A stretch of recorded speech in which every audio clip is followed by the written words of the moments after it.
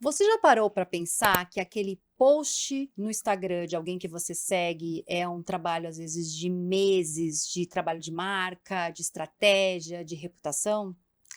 Quem trabalha com comunicação sabe que as redes sociais deixaram de ser um parquinho de diversões para virar realmente um palco muito importante de comunicação. Bem-vindo ao Pode Ser Pauta. Eu sou Cris Moraes, jornalista, e o papo de hoje é sobre isso, sobre influência, blogueiragem e tudo o que você precisa entender mais sobre as redes sociais.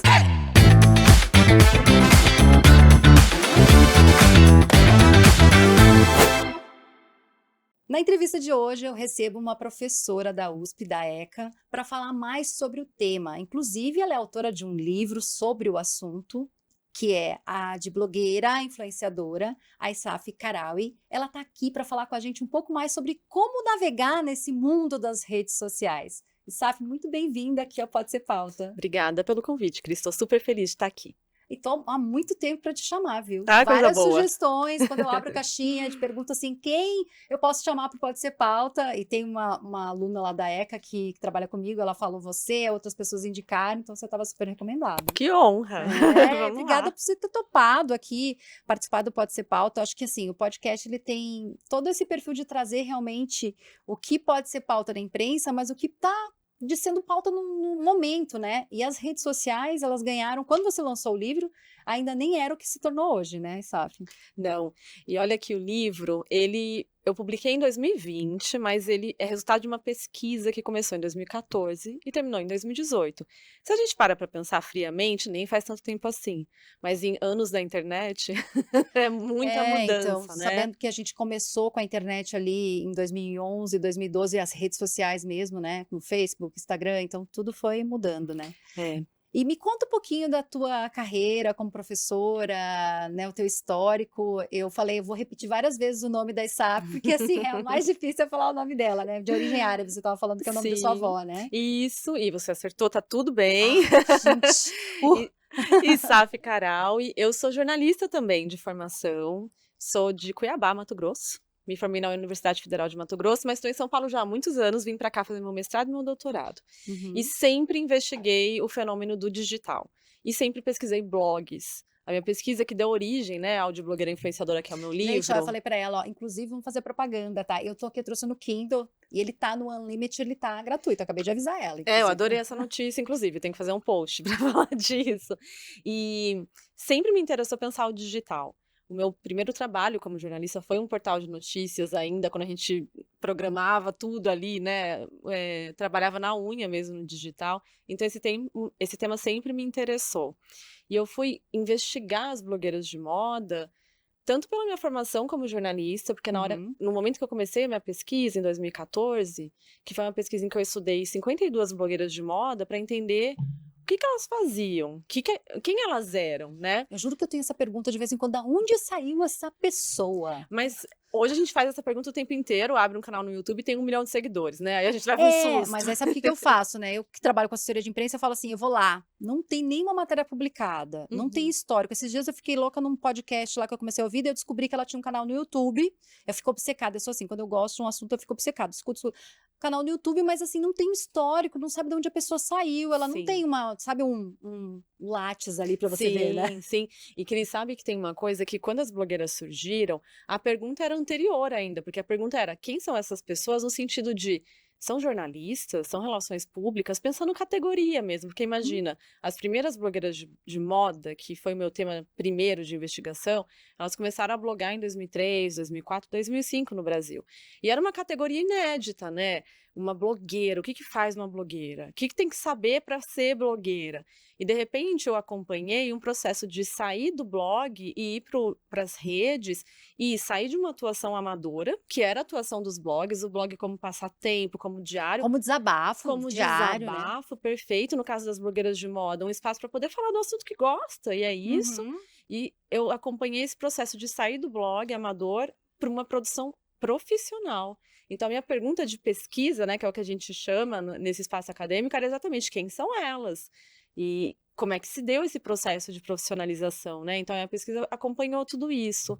Acho que a minha pesquisa fala da minha história e do meu interesse, querendo ou não, né? Que é uma questão da jornalista que pergunta quem E são as essas blogueiras, pessoas. as primeiras realmente foram desse estudo, foram de moda, né? Começou com a moda, né? A moda foi muito importante, porque não só foram as primeiras, é claro que a gente tinha ali um universo Tinha do gastronomia também um pouco, né? viagens, gastronomia e viagens, porque a mídia tradicional investia também nesses espaços, né? Nos Uhum. blogs de gastronomia, de viagem, o jornalismo cultural tinha mais facilidade para poder se aproximar dessa discussão, mas as blogueiras de moda foram precursoras do que a gente tem hoje. O mercado do jeito que a gente tem hoje se deve ao que as blogueiras de moda fizeram lá atrás, especialmente quando a gente pensa, por exemplo, no modelo de negócio da publi, né, da publicidade com marcas. Imagina só, os blogs eram completamente amadores, de repente uma marca vê o estoque zerado, porque uma blogueira escreve um Que não era post, blogueira, não era influenciadora ainda, né? escreve um post sobre um tênis e de repente esse link, né, leva para esse post de origem que fez esgotar o estoque de uma marca do ano todo, né? Então, de repente, o mercado se volta para essas pessoas que estavam ali blogando por prazer e passam a ser entendidas como líderes mesmo, né? Líderes de opinião, mobilizadoras do consumo. Então, foi um cenário que parece que faz muito tempo, de fato, né? Vão completar 20 anos, mas é um cenário muito recente, que até hoje a gente está aprendendo a lidar, né? Uhum. Não, com certeza, a gente nunca sabe qual vai ser o próximo, né? Ou se vão cancelar um dia, quem sabe, eu torcendo para quê? A Virgínia, né? Ou quem vai cancelar, ou coisa do Uhum, tipo, né? Porque uhum. é isso. Porque você fala assim, como que surgiu, né, essa história? Mas agora, dentre essas blogueiras que você estudou, assim, existem algumas que conseguiram navegar bem nessa mudança, que você poderia até dar o exemplo? Porque eu acompanhava algumas naquela época, né? Uhum. A Chata de Galocha, que virou a Sim, Lu, que tem hoje uma comunidade, sim. né? Então teve muita gente que conseguiu continuar, né? Mas outras que simplesmente se perderam. É ótima essa pergunta, porque a Lu estava na minha pesquisa, aparecia, Ah, porque ela ela tava, foi né? uma das primeiras, né, blogueiras de É, moda do Brasil. Outras pessoas que estavam na minha pesquisa, e eu fiz uma pesquisa, as pessoas perguntam assim, "Ah, você entrevistou?" Não, eu acompanhei essas carreiras, eu acompanhei você fez uma observação mesmo. exatamente. E o que me interessava era, todas as vezes em que elas falavam nos blogs sobre o trabalho, era aí que eu entrava com a minha análise, né? Então, um post sobre combinação de roupa, nada disso me importava muito. Eu queria Uhum. que elas falassem sobre o trabalho, isso que elas estavam fazendo, né? Então, eu comento com os As meus publis, assim, tipo, aparição em também, eventos, essas coisas do isso. E até o tipo. relato confessional. Nossa, mas olha, agora eu tô trabalhando com isso, com aquilo, não sei nem o que fazer. A Camila Coutinho, por exemplo, foi uma dessas blogueiras que eu estudei. Eu nunca me esqueço de uma É um fala dela. fenômeno, Ela é um né? fenômeno, uma grande empresária hoje, né? Uhum. E eu nunca esqueço, Cris, de uma fala dela que ela dizia assim, que uma empresa entrou em contato com ela ainda tinha o blog Garotas Estúpidas, pedindo para Que tem colocar até hoje a comunidade, né? exato, que vira o Gé Beauty, É. né, Garotas Estúpidas Beauty, né. Uhum. E uma marca entra em contato pedindo um espaço publicitário no blog, ela não fazia ideia de quanto cobrar, ela não sabia nem que uma marca poderia procurá-la para poder Ah, eu ouvi uma entrevista recente que ela contou um pouco dessa história, que ela, tipo, ela fez num banner, uma coisa assim, ela tirou exatamente. 1 ano de trabalho praticamente. Exatamente. Então, eu fui, observando esses relatos, né. Então a Camila Coutinho é um exemplo excelente. Outra pessoa que estava ali no meu corpus de análise é a Bruna Tavares, que hoje também é uma grande empresária. A Júlia Petit, que hoje tem também marcas, enfim. Então essas precursoras, assim, a gente pode até falar de uma primeira geração das Sim. blogueiras, né. E a pesquisa também, eh, estudou outras que hoje fazem coisas muito diferentes, não estão mais no digital ou estão em outros segmentos, mudaram, não falam de moda, falam de outras questões. Então foi interessante. E na época da pesquisa eu também me lembro, tem coisas que ficam assim com a gente, estão no livro, claro, mas ficam comigo ressoando. Uma das blogueiras que eu estudei, o Instagram começou a ter muito espaço, né, então estava todo mundo: "Tem que ir para o Instagram, imagina, a blogueira precisa ir para o Instagram". E ela fez um post dizendo: "Não sei se eu vou para o Instagram, porque se eu for, o que que vai ser do meu look do dia do blog?". Olha que interessante esse pensamento, até pra gente pensar hoje, né.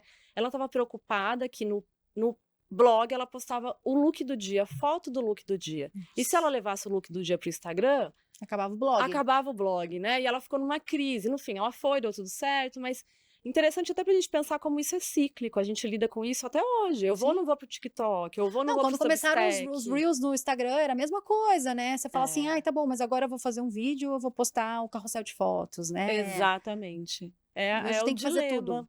Tudo. É, hoje é. Acho que esse momento dos blogs, né, de questionar, era uma, existia naquele momento uma sensação de mais autonomia. O blog é meu, né, o domínio é meu. Essa conversa é outra hoje. A gente não é exatamente dono de domínio nenhum. Essa conversa, né, das redes como casas alugadas, ela não só faz sentido, mas ela ajuda a gente a entender esse fenômeno que é muito contemporâneo, que é o da plataformização. É preciso reconhecer que, em alguma medida, os nossos formatos de comunicação são definidos pelas plataformas. Há uma penetração das plataformas na nossa vida cotidiana, em tudo, não só quem trabalha com as redes, né? A gente se relaciona pelas plataformas, a gente encontra namorado, noivo, marido numa plataforma de relacionamento, a gente conversa com as nossas famílias que estão distantes por uma plataforma. Então, a ideia de estar nas plataformas não é só para quem produz conteúdo, é para todo mundo, né? Então, se antes existia essa vou, não vou, faço ou não faço, agora a gente vive quase uma imposição de alguma forma, né? Por conta desse cenário que mudou muito, é muito diferente. E como você percebe, né, vendo essas influenciadoras, assim, que eram blogueiras, né, muitas começaram jornalistas, né, várias delas eu acho que eram jornalistas e tal, pela questão da comunicação, por, de repente, trabalhavam num veículo e queriam ter o seu jeito de escrever. Eu participei, eu criei também naquela época o Blogspot, depois eu fiz Uhum. um blog de carreira na Você S.A., todo mundo tinha um blog para falar que era seu, né, esses dias eu descobri que o meu tá, eu tenho um blog que eu não falei com o meu nome, que era, a gente usava uns nicknames, assim, que É, não era a sua personalidade, estava no ar ainda. Eu falei, nossa, não sei nem como recuperar, porque que e-mail que eu fiz eu não lembro. Mas como que você vê esse processo dessas blogueiras que de repente até perderam, quando teve essa migração para as redes, né? Elas perderam espaço e daí outras pessoas assumiram, vamos dizer assim, esse lugar ao sol. boa.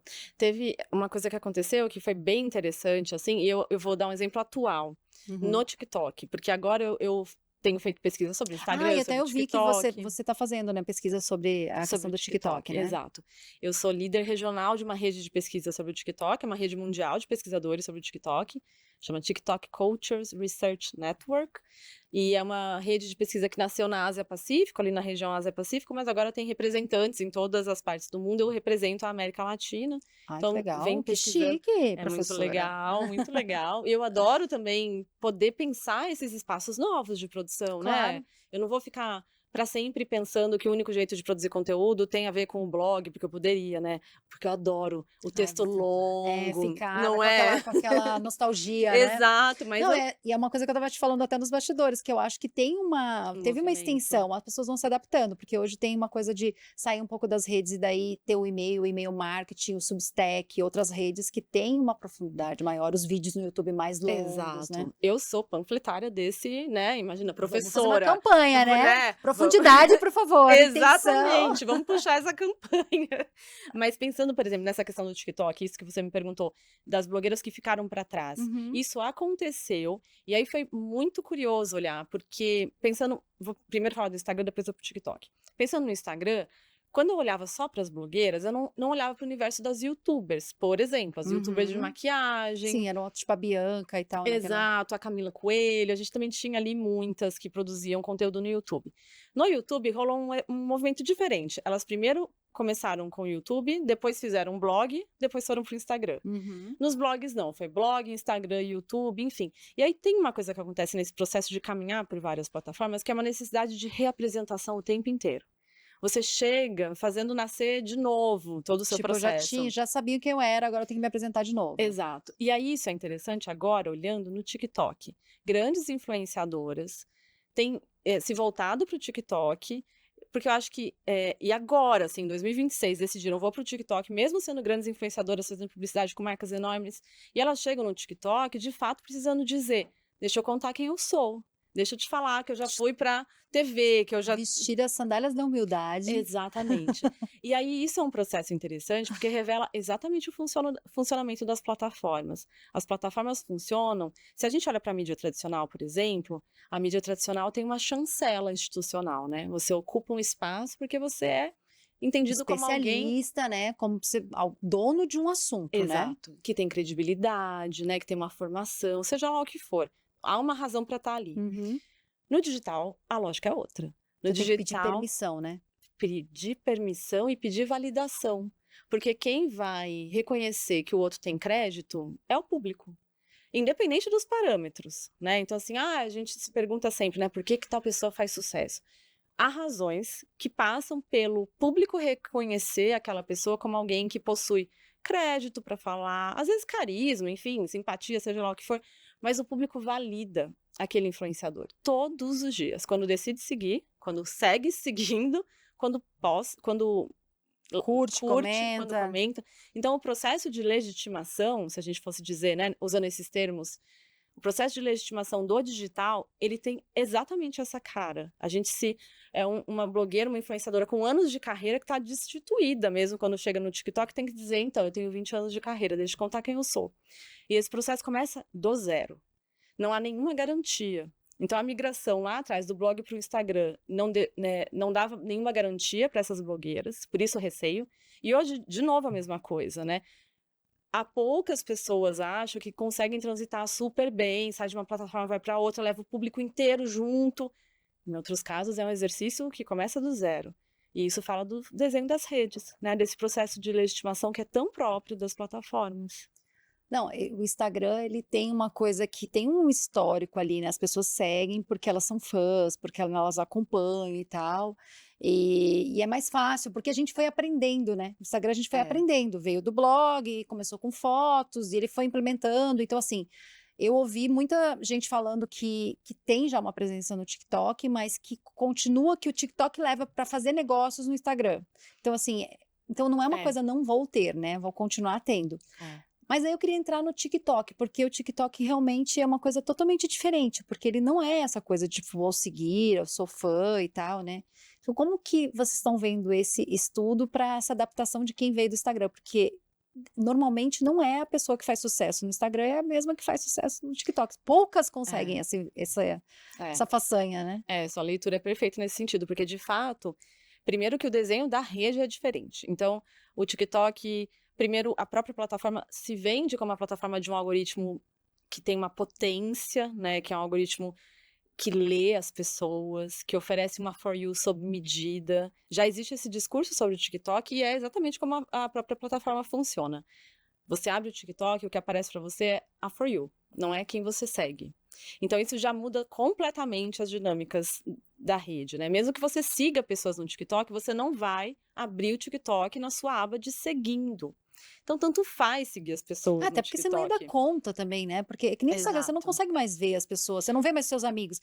Fala, você já Exato. tem que criar um Instagram pessoal para você Pros ver os seus amigos. amigos, porque senão você não consegue. Eu que sou PR, eu acompanho um monte de influenciador, um monte de coisa, eu não consigo saber nada dos meus amigos às vezes, porque não dá tempo, Exato. não passa ali, né, no feed, né? Exatamente. E o TikTok tem uma particularidade que nas outras redes, as outras redes funcionam como o social graph, que a gente chama, né? Que é, de fato, uma comunidade construída em torno das pessoas. Então, eu tenho a minha comunidade, você tem a sua, e a gente vai se aglutinando, né? Uns em torno dos outros, assim.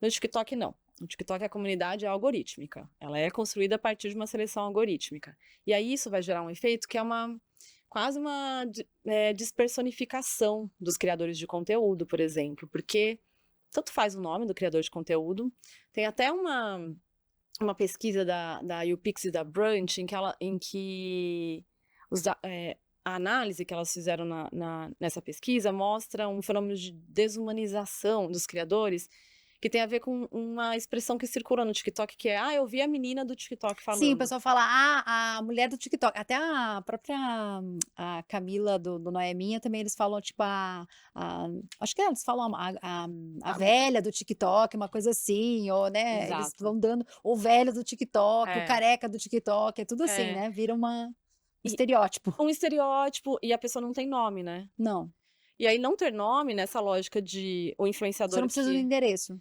Exato, e mais do que isso, se a gente pensa na dinâmica dos influenciadores, o que os influenciadores oferecem para as marcas, né? Quando a gente pensa numa relação comercial com as marcas? A própria vida, né? O influenciador, ele é a marca, né? O sujeito marca de si, a ideia do self-branding, enfim. Mas mais do que self-branding, tem a ver com o que o influenciador oferece para as marcas que contratam. Não é só uma expertise técnica, faça um bom post, não faça. Para isso, a gente tem muitos profissionais que poderiam substituir, estou usando muitas aspas aqui, né? O que eles vendem é a imagem, é a vida, é o que eles têm ali também para oferecer nessa relação com os seguidores. O seu Big Brother, né? Exato. Então, se eu tiro isso, que é o que acaba acontecendo com o TikTok, o que que fica? E é interessante que os TikTokers usam muitos jargões, né? Porque a partir de um jargão, eu consigo, ao menos, estabelecer uma relação com os meus seguidores. É a menina que fala aquilo, que fala aquilo outro, que começa o vídeo falando isso. Tem grandes Padrões, TikTokers. Exato. Então, é uma tentativa, mas o nome é secundário. Então, tem algo que muda também nesse mercado. E aí não é à toa que o TikTok entra com muita força no mercado de afiliados, né? Com o TikTok Shop, com a possibilidade de uma monetização dentro da plataforma, que independe de levar para outro lugar e fazer uma parceria com uma marca. Então tem uma ação importante ali. O próprio TikTok tem fundo para criadores de conteúdo, no mesmo modelo do YouTube, a monetização que vem da própria plataforma. O Instagram não tem uma monetização que vem da plataforma, né? Uhum. Então ali as negociações são diferentes. Então tudo isso vai revelando novas competências profissionais dos influenciadores, criadores, né? Enfim, que vão, de novo, ser muito marcadas por essa lógica da plataformização também, né? Legal. Se você chegou nesse episódio agora, eu estou entrevistando a professora da USP, a Isaf, e ela tem um livro de blogueira influenciadora, mas ela também faz parte é responsável da América Latina, gente, sobre pesquisas do TikTok. Então, assim, se você acha que blogueiragem tá antigo, né? Você acha que não, a gente tá aqui com assuntos muito atuais, porque ela continua pesquisando o assunto, né? Continuo. Esse tema eu não consigo largar. Apegou em você. E ó, a gente tava falando de TikTok, assim, não dá para pedir para seguir no TikTok, não tem necessidade, mas eu vou pedir para você seguir o podcast no canal do YouTube ou na nossa plataforma de áudio preferida de você, porque a gente tá em todas as plataformas, Spotify e as demais.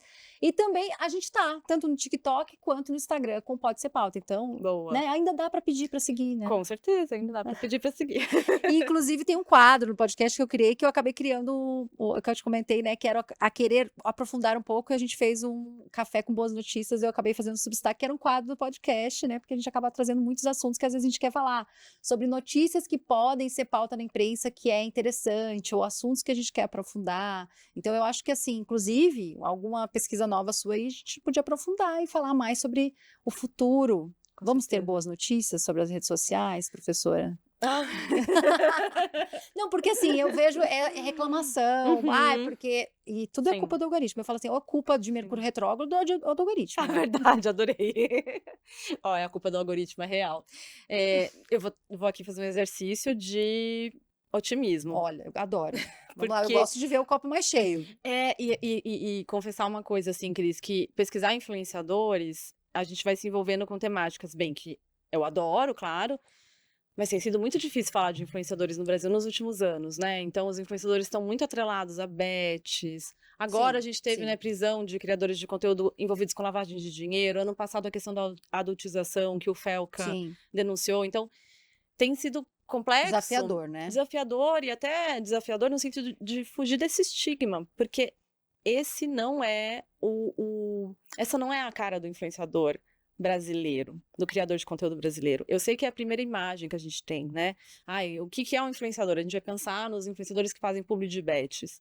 Mas a gente tem um exército de criadores de conteúdo produzindo todos os dias, que não são, né? Não estão viajando de jatinho, não recebem recebidos em casa, mas que estão ali comprometidos todos os dias, trabalhando, às vezes ainda sem ganhar dinheiro com esse trabalho, na esperança de, né, um dia viralizar, seja lá o que for. Então eu tento... É difícil, mas eu tento. Mas vou trazer um ponto bem específico aqui, que tem a ver direta e indiretamente com criadores de conteúdo pensando em boas notícias, que é o ECA Digital. Por que o ECA Digital é uma boa notícia? Porque a gente tem visto muitas tentativas de lidar com as plataformas, né? Pensando em crianças e adolescentes. E aí eu vou extrapolar a ideia de crianças e adolescentes. Por exemplo, na Austrália, as crianças e adolescentes foram banidos das plataformas. Algo que vem de um debate muito longo, e a gente pode concordar com esse banimento, mas eu, como pesquisadora, sempre penso no seguinte ponto. Se a gente identificou que as plataformas não são espaços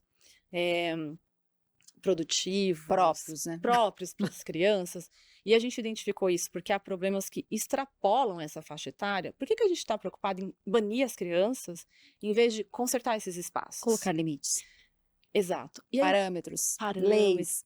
exato. E aí o ECA Digital traz uma discussão que eu acho tão produtiva, que é, vamos resolver o que está errado então. O que que a gente pode resolver? Uma das questões que o ECA Digital traz, eu acho que é excelente de pensar, é a ideia desse design viciante. Não está nesses termos no ECA Digital, mas a gente Uhum. pode falar um pouco disso. O design viciante é essa coisa do scroll infinito nas plataformas. Sabe que a gente vai scrollando, e a gente Nunca não sabe, acaba. nunca acaba.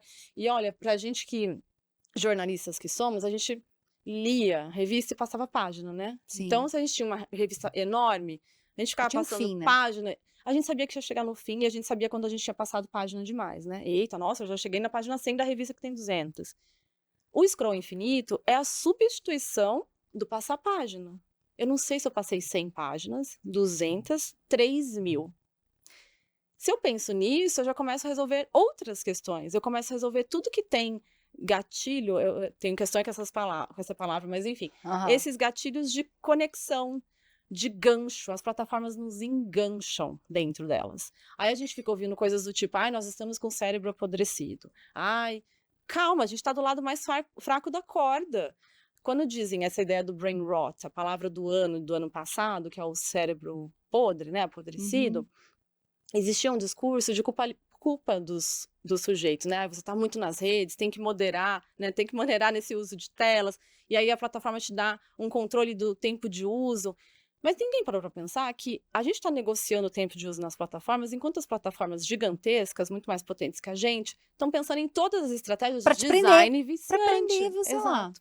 Então, o ECA Digital me deixou muito feliz. Eu sei que está agora concentrado em crianças e adolescentes, Uhum. mas que coloca o problema, a gente encara o problema de frente. Eu não vou tirar as crianças só. Eu vou pensar como é que eu torno esse lugar melhor para quando elas voltarem, elas vão voltar. Essa é uma questão que aparece na Austrália. Tá, eu tirei as crianças, mas e quando elas voltarem? Eu vou oferecer a mesma coisa? Não adiantou de nada, elas vão voltar para o mesmo lugar? Não, fora que assim, os filhos dos caras que desenvolvem tudo isso, esse design, enfim, das grandes redes, eles falam, meus filhos não estão nas redes. Pois Meus é. filhos não têm celular. E daí você fala assim, por que será, né? É. Então, acho que eu fiquei feliz mesmo, assim, com a ECA Digital. Nesse sentido, é claro, a gente ainda vai ver como é que vai ser, o que vai mudar, o que não vai, como é que as coisas vão acontecer. Mas eu acho que um pouco de esperança, né, nesse momento é sempre bom. E para mim, acho que essa é uma boa notícia, porque de resto, vídeos gerados por inteligência artificial, eleições, imagina. Acho Nossa, que esse o ano problema promete, nem né? começou. Nem começou, né? Vai É. ser. Com a questão da inteligência artificial, todo mundo criando agora personagens, pessoas. Esse ano foi as frutas, né? Acho que é a As sensação. frutas. É. Gente, eles estão fazendo até coisas pornográficas com as frutas. Exatamente, uma inocente laranja, morango. Eu fiquei chocada. É. Não, e o que me chama a atenção ainda é que, assim, às vezes você cai um vídeo ali que, né, não sei, né, ele escutou algum assunto que não era seu. Acho que é que nem o pessoal fala, às vezes no ônibus escutou de outra pessoa, né, um assunto que não tem nada a ver. Mas aí você começa a escutar. E esses dias eu vi era no Instagram, nem era no TikTok, porque eu não perco tanto tempo no TikTok ainda. Por isso que eu falo assim, eu não sei fazer conteúdo no TikTok, porque eu não perco tanto tempo lá. Instagram é uma coisa que já tenho, né, mais de bastidor e tal. E aí eu vi um vídeo de um menino de 13 anos explicando as gírias dos adolescentes. E eu tenho filhos que estão pré-adolescentes, Sim. de 8 a 10, e de vez em quando eles vêm com umas expressões já. Aí eu fiquei escutando o menino. Uhum. Ele falou, não, você quer entender, mãe, como entender o seu filho, as expressões? É tudo de jogo. E eu fiquei assim, aí eu comecei a assistir os vídeos, e assistir os vídeos, quando eu vi, tinha passado uma hora, eu tinha assistido todos os vídeos do Instagram, então eu falei assim, é muito fácil a gente se perder. É muito fácil. E isso é um design viciante. Isso da reprodução automática, e é tão automático pra gente também, né? Ah, vai começar um outro vídeo, ou é muito fácil ir pro próximo.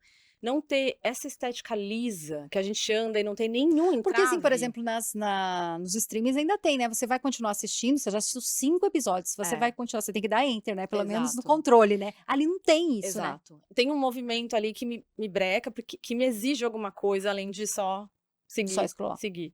Então, isso também faz parte desse design. É feito pra... E aí, o que a gente faz como resposta? Meu Deus, eu sou uma pessoa de cérebro apodrecido, fiquei uma hora nas redes. Calma, é claro, de novo, volto pro nosso panfleto do conteúdo profundo e tudo mais, mas também tem uma pegadinha aí nessa conversa, né? Mas e tem um movimento de offline, né? Sim. Você já tem estudado isso, visto, porque muita gente teve burnout, né? Muito Sim, criador de conteúdo, inclusive, né? muitos criadores de Tem hoje, conteúdo. eu acompanho alguns que falam assim, eu crio, eu posto, eu vivo disso, mas eu não acesso mais. Sim, Tipo, a pessoa, na verdade, ela não tá mais nas redes.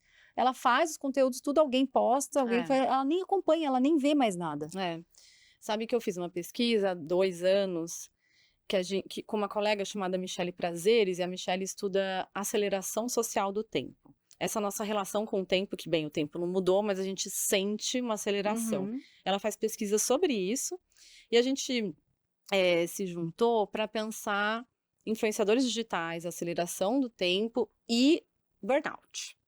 Porque a gente tinha percebido uma fala muito constante dos influenciadores de exaustão, de cansaço, enfim, e a gente foi olhar para esse fenômeno, e essa pesquisa originou uma noção que a gente cunhou de exaustão algorítmica, que é uma ideia muito própria. Nós não somos psicólogas nem da saúde, então a gente pensa exaustão mesmo como esse sujeito que está exaurido, né? Uhum. E isso veio de um estudo com 5 influenciadores diferentes que relatavam um cansaço muito específico, e por isso termização algorítmica, associado ao tempo das plataformas. E aí eu te explico. Tipo, acesso de informação ali. Mas esse volume de informação por parte da produção mesmo. Porque acho que tem 2 coisas principais nas plataformas para quem é criador e influenciador. Quando você começa a criar conteúdo, há várias pesquisas que mostram pesquisas internacionais de agências de marketing, mostrando que as pessoas dizem que começam a produzir conteúdo com o desejo de independência, de flexibilidade nas horas de trabalho e um desejo de também não ter chefe, trabalhar de forma mais autônoma. Então, é isso Tem que dar risada, né? então, esse é um desejo que se vê muito frustrado e muito rapidamente, porque o chefe não existe humano. Uhum. Mas o chefe maquínico existe, tá ali Ou todos os audiência, dias. né? Além da Audiência, audiência, né? exatamente. Mas tem esse chefe que é invisível, que é maquínico, que é o chefe algoritmo, que é quem dita as regras e que não diz quais regras são. Então você sabe que eu tenho que postar todo dia. E aí você faz um post que não performa bem. É quase esse movimento do chefe que te penaliza, mas não te Você não chegou, diz. não bateu na meta. E você nem sabe que meta é. E você nem sabe o que você fez de errado. Não tem feedback. O feedback é, poxa, seu post foi mal. Então tem. Flopou, nem uso mais, né? Exatamente, Flopou, né? flopou. O post flopou, não teve, enfim. E aí, essa relação com esse chefe invisível se torna difícil de gerenciar. Esse chefe invisível não te deixa tirar férias. Porque imagina você, influenciador, sair de férias 15 dias e deixar seu canal sem vídeos. O que acontece quando você volta? Acabou, você começa do zero de novo, né? Praticamente. E aí, eles também relatavam, além dessa relação conflituosa mesmo com esse chefe invisível, algoritmo, um sentimento de não poder mais trabalhar com criatividade, que também é uma razão para entrar na criação de conteúdo. Quero trabalhar com a minha criatividade. E aí eles viam essa criatividade aniquilada, porque a exigência da plataforma é por não ter criatividade. Porque o que é Fazer igual. Porque ele Fazer pede igual. fazer igual, que é aquele negócio do modelo, né? O template. Descobre o modelo e É. você faz o mesmo modelo. É a trend, né, Cris? Assim, É. todo mundo com a mesma trend, todo mundo no mesmo formato. O movimento o Canva, né, esse site que ajuda a gente muito, eu adoro, enfim. Mas o que é o Canva, se não um template Uma do que fazer padronização. e de como fazer? Então, olha que coisa mais maluca. A gente tem chamado influenciadores de criadores de conteúdo, mas essa criação é muito limitada. Então, essa ideia de exaustão algorítmica... Na verdade, a pessoa se sente sem poder usar a sua criatividade. Porque É. ela se compara o tempo todo. Exato. Se compara, e aí vai se sentir exausto, porque tem que atender a esse chefe que não dá feedback. Outra coisa bem importante é o tempo das plataformas, um tempo hiper acelerado, que não é um tempo humano. O tempo das plataformas não é humano. E aí a gente assume, né, que precisa ser. Eu tenho que postar quantos Reels no dia, na semana, né? Quantos Stories? Então isso vai gerando um específico de cansaço, né? De cansaço com a profissão mesmo, né? Com essa atuação profissional. Então acho que é um movimento... A Jojo foi um bom exemplo disso, né? Exato. A Jojo, né? Que saiu das redes, né? Ela saiu, foi pro meio do mato, né? Sabe que eu nunca esqueço, isso não tá na pesquisa, mas eu consumo muito influenciadoras, blogueiras, Claro. enfim, 24 horas por dia. E a Boca Rosa foi sair de férias e ela fez um vídeo pra dizer, vou sair de férias. Quando ela foi estudar, né? Nem me lembro mais qual foi a situação, mas ela teve que parar e falar, gente, vou sair de férias, tá? Eu Vou espero ficar off. voltar e encontrá-los. Olha que coisa mais maluca. Eu Tem que sei dar que satisfação, né? e eu sei que isso tem a ver com todo mundo hoje, né, na nossa cultura do desempenho, do trabalho, né? Mas tem algo muito próprio dos influenciadores. E ainda também essa coisa da satisfação que você disse, que é bem interessante, que é o que que é dar satisfação? É uma diluição da fronteira do trabalho e da vida pessoal. Eu estou trabalhando, eu tenho que dar satisfação da minha vida pessoal. Então tem um borrão desses limites que também gera uma outra sensação de exaustão, né? Eu não consigo nem distinguir onde é que eu estou trabalhando, onde é que eu estou descansando, o que que é minha vida pessoal, o que que é meu trabalho. Então há questões bem E essa pesquisa que particulares. vocês fizeram, você e a Michelle Prazeres, né? Isso. Essa pesquisa já foi publicada? Já, e se chama Exaustão Algorítmica, Influenciadores, Trabalho em Plataformas e Saúde Mental. Dá para ler, está disponível. Legal. E você acha que, como você enxerga, né? Agora olhando para o TikTok, futuro, vem mais coisas por aí? O que que você está enxergando aí, olhando para esse mercado? O TikTok trouxe uma coisa que eu não esperava, assim, que é algo que existe na China e tem muita força, que são os super apps. Esses aplicativos que condensam tudo. Então, um Uhum. aplicativo que é rede social, aplicativo de pagamento de banco, espaço de venda de produtos, algo que eu achava que a gente não ia conseguir viabilizar aqui no Brasil, mas parece que o TikTok tem feito um pouco disso. Porque, Gente, eu já fui influenciada super, já comprei de sabão em pó, então, comfort, então, perfume.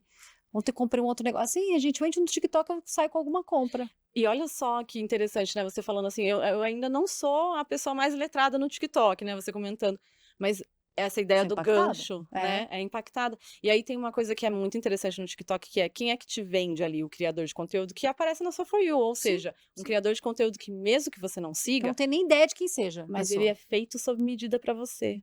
Ele não tá ali por acaso, né, ele tá ali porque o algoritmo entendeu que você vai confiar naquela pessoa, porque ela tem tudo que você gosta, tudo que você curte, então ela vai aparecer e vai te Gente, vender eu um nem vi todos esses tapete. sinais. Ela vai estar com alguma coisa que eu me identifico. Exatamente. E aí é muito diferente, né, Cris? Porque ali vira uma rede social, uma rede de troca de mensagens, um lugar para seguir seu influenciador favorito, um lugar de lives, um lugar de vendas. Então acho que a Lugar de gente vai pesquisa. As de pessoas não usam tanto pesquisa. o Google. Assim, Perfeito. lugar de pesquisa, quando a gente fazia sempre pesquisa para assessoria de imprensa, para nossa área, sempre assim, olha, havia buscas no Google, busca no YouTube, agora a gente tem que olhar buscas No no TikTok. TikTok, porque as É, pessoas buscam lá no TikTok ou no ChatGPT, às vezes, né? Como é. fazer tal coisa. Não sei o quê. Exato, exato. Os produtores de conteúdo de viagem e de culinária, de gastronomia, eles têm um resultado de busca enorme por conta do TikTok, né? Porque as pessoas vão lá. A minha próxima viagem é para Santos. O que fazer em Santos, no TikTok. De repente você tem um vídeo, um vlog do 10 dicas de Santos, né? Em 30 segundos. Então, muda tudo. Muda a cara da produção de conteúdo, muda a nossa relação com as redes sociais. E as pesquisas críticas de plataforma vão chamar isso de aprisionamento, que é essa ideia de entrar numa plataforma e não conseguir sair, porque você nem precisa sair. Porque ali tem o seu banco, ali tem a rede social, ali tem o que você compra, ali Você tem leva o busca, celular no banheiro, na cozinha, no é, mercado e fica ali e fica ali dentro, dentro. né? Naquela plataforma específica, não sai, tá ali aprisionado. Eu acho que esse é um pouco o desenho. E acho que vai mudar muito a cara da produção de conteúdo. E eu era panfletária de, de uma. Eu sempre dizia em pesquisa, em entrevistas, influenciador não é vendedor. Sempre disse isso, porque isso reduz o trabalho do influenciador. Porque influenciador existe desde sempre, né? Um sujeito influente, um Claro. formador de opinião, um líder de opinião. Então eu insistia muito nessa ideia de influenciador não é vendedor. E aí tem o TikTok Shop, E ele que influencia. coloca tudo em xeque, né. Vamos ver, vamos Vamos ver. ver o que que vai ser disso, né? Mas acho que muda e mudar a cara dessas dinâmicas, acho que também faz a gente repensar a nossa própria atuação nesses espaços, né. E agora vem uma pergunta um pouco para a professora, né? Você tem acompanhado os alunos ali. E hoje eu vejo muitos, né, os jovens que estão entrando no mercado de trabalho e tal, que eles, às vezes, eles não têm um objetivo de fazer uma carreira e tá tudo bem, a geração de hoje é diferente, a construção. Mas como você vê isso? Porque muitos já chegam falando que querem ser criadores de conteúdo, sem ter uma experiência de trabalho, de nada. Como que você orienta ou fala sobre isso com seus alunos? Olha que o que eu acho que é mais impactante, assim, nessa geração, ao menos na minha percepção, é curioso porque eles não falam tão diretamente que gostariam de ser produtores de conteúdo, mas eles vivem uma outra dinâmica que eu acho até bastante cruel, assim, que é uma exigência de agora, primeiro semestre da faculdade, fazendo jornalismo, relações públicas, publicidade, eles já sentem uma obrigação de estar nas redes falando sobre o trabalho, que eles ainda, a faculdade eles nem terminaram ainda, mas eles Aham. já se veem nessa obrigação de De mostrar o que aprendeu. exato.